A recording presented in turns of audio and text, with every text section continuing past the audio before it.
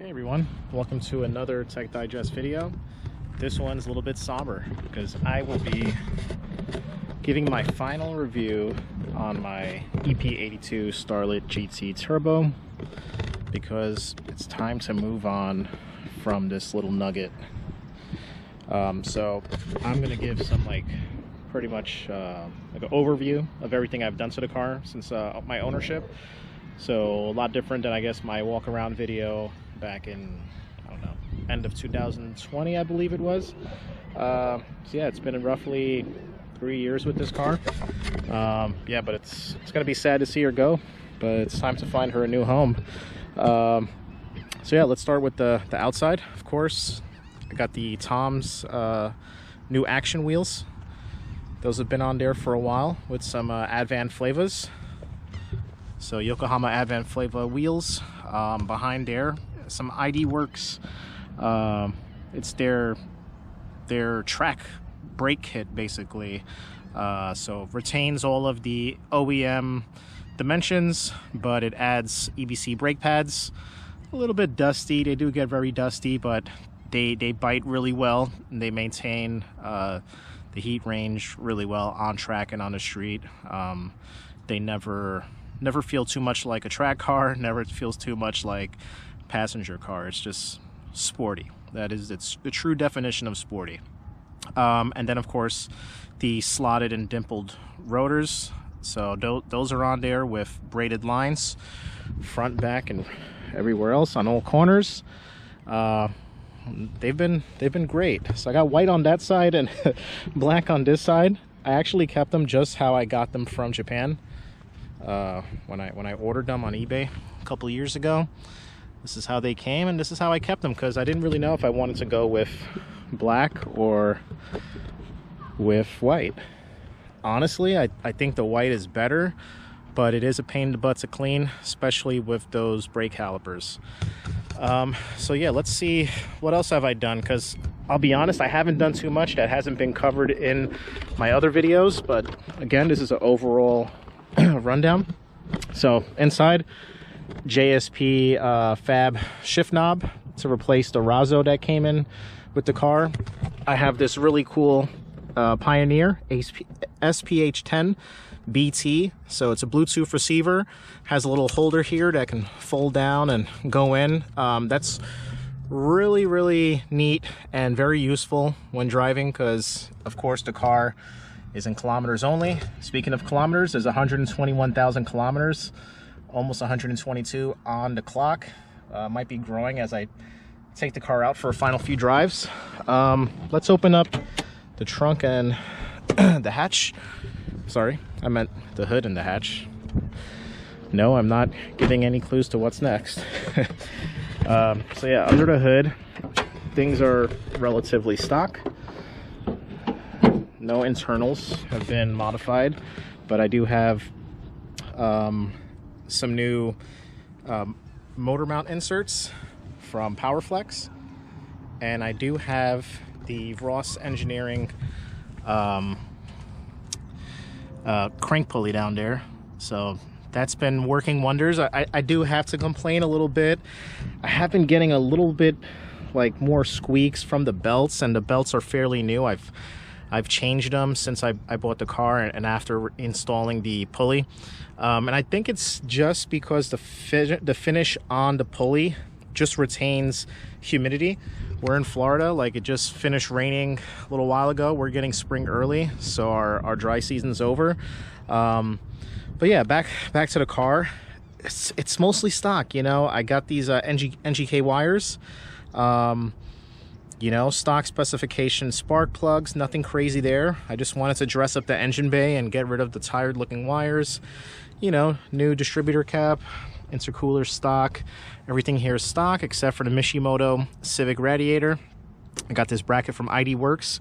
It's one piece here and one piece at the bottom. You really can't see well, but that converts it from a full length radiator, which mine was on its way out. It was starting to peel. The plastic was starting to separate after 25 years plus of duty. then I just got some hoses to fit it all up. So yeah, that's pretty much it under the hood. The car drives strong. I got some LEDs for the headlights. So the city lights have like these little tiny LED bulbs, but the projector headlights do have a normal bulb. One thing I have to note about this car is some idiot at some point added another set of fog lights. These fog lights work. They're perfect. There's nothing wrong with them. They look great, but somebody in Japan at some point in this car's life thought it would be great to install fog lights. They didn't come on the car, but the wiring was there. I ended up removing all of that to clean up the engine bay because, you know, it just looked messy. They did put a grounding kit, which is good. You know, these old cars can use that. Let's go back to the trunk real quick. Well, before we do that, yeah, this is sad. So I did a pretty haphazard job getting this vinyl wrap on here. It actually matches very well. It's almost the same like black 205 that Toyota uses, their black metallic, because this is what most of the roof looks like, unfortunately, is the burnt clear coat. So I didn't do a great job putting that wrap up there, but you really can't tell from far away. It looks just like regular paint. Clear coat is completely gone off of the wing as well, but it's a different material, it's not metal, so kind of hides it a little bit better. You know, and the car has a little bit of, you know, some little dings, and there's a little crease somewhere around here. You know, it's not a perfect car, but it's mostly unmolested. And one more thing before I go into the trunk, the car has ceramic tints all around. I don't think I really made a video on that, but ceramic tint on the front and on all of the other windows. So it was not cheap, but being in Florida, it helps deflect heat a lot. So, oh, sorry, I keep stopping. This is the only rust the car has. Yeah, I just didn't want to like strip it down myself, because I would essentially have like a rectangle the size of a ruler of like a patch of primer, and I didn't really want it to look like that, not knowing if I was going to keep the car or not. So in the trunk or the hatch, whatever, back of the car, this is what you got. It's pretty simple, pretty plain. Got the original spare tire back there, no rust. You know, I got the original jack is in here. Got a little bit of sand and dust. You know, I've taken the car to the beach a few times. Yeah, and I guess what else can we talk about? I have some gear back there that I can shoot some on the road footage. But let's get this thing started. Got my key. This baby it runs. It vibrates a little, not gonna lie. Yeah, some of the features on this car: low boost mode, high boost mode. You see it right there as I press it. It's pretty cool. And then I have just basic stuff here. So USB charger for the phone. Glove box is just a glove box, and there's plenty of backseat space. I used to take my kids to daycare in this almost every day. Then I had a second kid that got a little bit cramped back here, but I was actually able to make it work until I got the Starlet. I mean, the 4Runner. So it's been really good as a family car if you have a young family. But if you have older kids, maybe 5, 6, 7 years old, then both of them can fit back there with a booster seat, and it's pretty safe for a 1,900-pound car. But yeah, we're gonna take it for a drive, and I'll give some of my thoughts on it, what it's like to drive, what it's like to own, and yeah, ultimately I'll be saying farewell to my beloved Starlet GT Turbo. It's kind of sad, but you know, things change. My Ep82 is under the knife right now. I'm just doing a lot of stuff, and you guys will see it soon. So yeah, let's just get into it. All right, welcome back. So a little bit of change of scenery, change of time of day, change of wardrobe. Basically, I had some technical issues with the camera and whatnot. So excuse me for any shaky video, but yeah, fresh start in the car, so you'll hear any squeaks, creaks, and rattles as I get this thing started up. Of course, this car is from Japan, does not have a safety mechanism for the clutch switch. So you don't have to press it in, but I'm just so used to that I do it anyways. And we get a little bit of belt squeal. Just give that a second to go away. As I said prior in the walk around, not sure if it's a moisture thing or maybe just the finish on the pulley itself. It tends to go away. That's just what it is. It is a warm day, but I'm not going to open the window because of noise, and I'm not going to turn the AC on because of noise either. So yeah, it's ready to pull out. The 80s are over, 70s are over, so you know, you can drive a car without having to fully warm it up. You guys can debate that in the comments. But yeah, we're gonna take a little drive. Again, I'm in Florida, so you're gonna get not a lot of twisties and, you know, cool roads to drive on, but I can say that the roads are fairly straight and flat. So we shouldn't be seeing any sort of, you know, too many bumps in the road. Not too many potholes around here. So I have the car in normal boost mode. So that gives you, I believe, 12 pounds of boost. You know, full boost, normal operating, 135 horsepower from the 4E FTE. You know, makes it a fairly quick car for the size. It is a subcompact, does weigh just under a ton. You know, 1950, I believe it is. In terms of pounds, you guys can convert that into kilograms. But it makes for a pretty quick car. Makes for a fun, tossable car. I really enjoy driving it. Outside of, you know, some of the obvious JDM things that I've complained about. In terms of, you know, being on the right side of the car, it doesn't really change much for me. Doesn't change much that I'm shifting with my left hand. That's something you get used to really easily. Your mirrors are going to be a little bit different, so that will maybe take some getting used to, you know, checking over one side over the other. One point I had like a work truck, which was a, you know, F-150 pickup, and I had a couple other cars, and you know, it would get a little bit confusing, but driving a right-hand drive car is the same, other than the attention that you attract because you're on the right-hand side of the car. So I normally try to drive with my windows up, kind of being a little bit antisocial, but you know, as a daily driver, when I'm not going to like a car event, all I want to do is get to my destination in a safe and quick manner, and not really answer questions from non-car people. So sorry if I sound a bit like a dick, but that's just how I feel. Sometimes I don't want to be bothered. Yeah, I will say that this is one of the few cool cars that are in an affordable price range that you can buy from Japan. You know, we have a plethora of cars coming out over the next couple of years, mostly big body Toyota sedans. Not really gonna mention like other brands like Honda and Nissan and what they have, because I'm not really well versed on what the market is like for those cars, because they simply don't interest me. You know, I can just make one comment, is that the GTR is already priced out of most people's what they can afford. For the Starlet though, whether it's the Ep82 or the Ep91, the Starlet GT or the Glanza V, you're gonna get a cool car. A lot of people are sadly, you know, just wanting to get something that's different, something that's right-hand drive, and they're getting kind of like the lesser model Crowns and stuff like that. Really cool vehicles if they had the better motors, if they had the 1JZs and the 2JZs, but 1GGFE Crown, yeah, that just doesn't do it for me.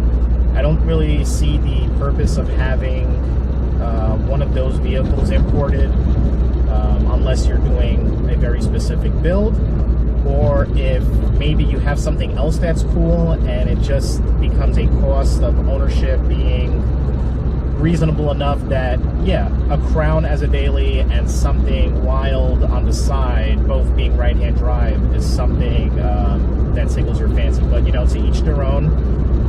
I can say this car is fairly cheap to insure because the value isn't so exorbitant that you're spending, you know, $200 or $300 a month on insurance just for a car that technically you should only be driving on the weekends. But back to some driver, you know, driving impressions. You know, the car itself, the shifter's pretty good. The power steering is light. It's very much a 90s car, so you have that kind of loose power steering for the most part. It's not like variable power steering, at least nothing I can tell. Even on track, you're gonna get decent feedback, you know. But as we've seen, the talk of hydraulic versus electric power steering has made people miss how these cars feel, and this one feels pretty good. On track and through the twisties, through tight turns, this car does lack an LSD. The GT Advanced model of the Starlet GT had the LSD from the factory. You know, you can easily upgrade that, or I say easily, you can affordably upgrade that to like an OS Geekin or a Quaife. There's still a lot of aftermarket support for these cars, which is great. A lot of guys in the UK are making big power. A lot of guys in Malaysia, Indonesia, you know, in the Caribbean, like in Jamaica, are making really great power. Excuse the sweat. It is a very hot day, so my tints, they're really good at keeping heat out from the sun.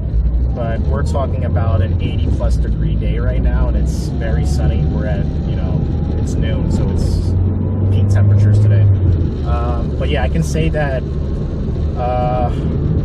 the handling otherwise, outside of the LSD, which would help you get out of like a tight turn, the handling's pretty good for a front-wheel drive car. It's very communicative. It's very easy to handle on track, very easy to handle through the turns, and that's what you want. You want a car that tells you it's at its limits well before you're getting there, so you don't end up in bigger trouble.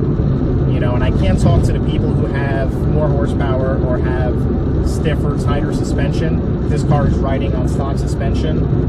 I really wanted to get some Fortune Autos at one point. I did want to up the power as well, maybe with like a CT9 hybrid turbo and a front mount intercooler, because that would easily make roughly 200 wheel on a tune, but I just never got to that point. So here I am, selling a car before I could fulfill those dreams. But for the next person, they'll be able to do it. You know, and they can do it in comfort because this car does have AC, even though I'm sweating right now.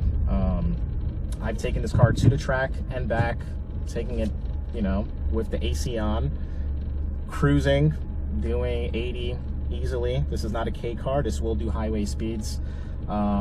Driven all day on track, rotated tires, check my fluids, make sure everything was good, get back in the car, turn the AC back on, and drive all the way home. And this is in the middle of hot Florida summers that I'm going to the track, and this thing just doesn't skip a beat.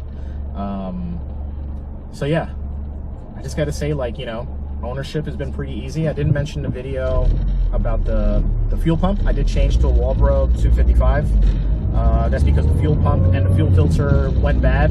In some other videos you guys can see that. But I ended up changing all that stuff out, and now the car doesn't skip a beat. I've never had any reliability issues outside of that. And because, you know, I did the normal maintenance and outside of the track days, which I still was reasonable, I wasn't abusing the car.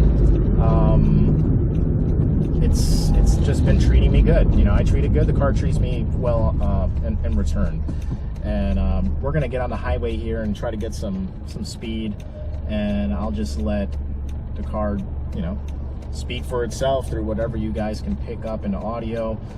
The car is a little bit rattly with the new PowerFlex mounts, but it's not overwhelmingly so. Not something unseen of in a car of this age and of this size. I actually don't mind the little bit of feedback in terms of sound with the car, because of the mounts. Shifts just feel way more engaged, way smoother. Feels powerful, feels more responsive just off of the mounts. You know, that's transmission and engine mounts. So there's a little slow Newer Corolla in front of me, and we're gonna get around it as soon as I can.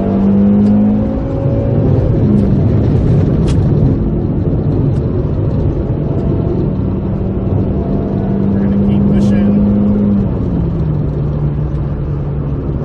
until we get into some traffic. We're going to avoid any large vehicles like the bus in front of me, so I don't get any more rock chips. I had a rock chip and had to wait about 6 months for a new windshield, and that is the bad part of owning a JDM car. This car shares a lot of components with the Paseo, with the Tercel, but it does not share a lot of the important bits like the windshield or body parts. Some of the engine components are not cross-compatible. So that's why I went to the Ross Performance crank dampener, because I could not find an OEM one from Toyota. I couldn't source it, and it wasn't worth sourcing something that was used. But other than that, you know, as long as you keep up with maintenance, you can daily drive this car. So again, excuse my sweating. It's a very hot, humid day. But yeah, this car is just a pleasure to drive, and I'm gonna be sad to see it go. It will help fund a few things, including my A86. That is kind of like my main goal right now, is to get that done before the end of the year. You guys will continue to see that on the channel and on the page with updates. I got a plethora of parts that came in, so I'm gonna start doing some at-home fabrication. All right, so there you have it. Those are overall my driving impressions on the Ep82 Starlet GT Turbo. Again, it's a fun little car. It's great. It's one of the special vehicles that Toyota released during the 90s in Japan, something that we didn't get here in the United States. There's not too many of them in the area, at least not in Florida. There's maybe about 6 or 7 I can think of off the top of my head between where I'm at in the Tampa Bay area and down in Miami and out in Orlando. So yeah, probably a car you're not gonna see too often at other events at Cars and Coffee. I normally only see one other one. That is a really cool two-tone EP82. It's white and gold, has some upgraded turbo. It's a really cool car. I hope to get a chance to feature that car soon. But yeah, in terms of my vehicle, I'm looking for roughly $11,000. That's American. I've, you know, purchased it for the price that I listed in my original article when I imported the vehicle. I was very transparent about how much I spent. You know, and I put some other money into it. You know, the tints, that was not cheap, but it did elevate the car, made it a lot more livable. Then I have the Ross Performance crank pulley, just different things, you know, maintenance things, the Tom's wheels, the tires, the brakes, you know, but of course the car is not perfect. You know, visually there's some things that need to be changed. Cosmetically, we have a lot of little paint blemishes. The car could use some TLC there, but it's a solid vehicle. There's no going underneath the car and kicking a chunk of rust off of it. It's just not one of those cars. So the next owner is definitely set up for success. I would say that vehicles in general, you know, unless you're talking about a classic Ferrari, you're not gonna see values go up during ownership unless the vehicle is immaculate and probably completely stock. And this car is not one of those cars. You're generally going to see these vehicles go for this price point. So if you're interested, please, you know, hit me up in my DMs at Tech Digest on Instagram, and or send me an email, techdigest@gmail.com. I'm willing and you know, open to a lot of different offers, but I'm not looking for trades. This is for sale only. Please excuse the helicopter sound. I'm not sure if you can hear that. But yeah, thanks for watching. You know, please like, comment, subscribe. I'd like to hear a little bit more about what you guys think in your own Starlet ownership, or if you're interested. Thanks for watching.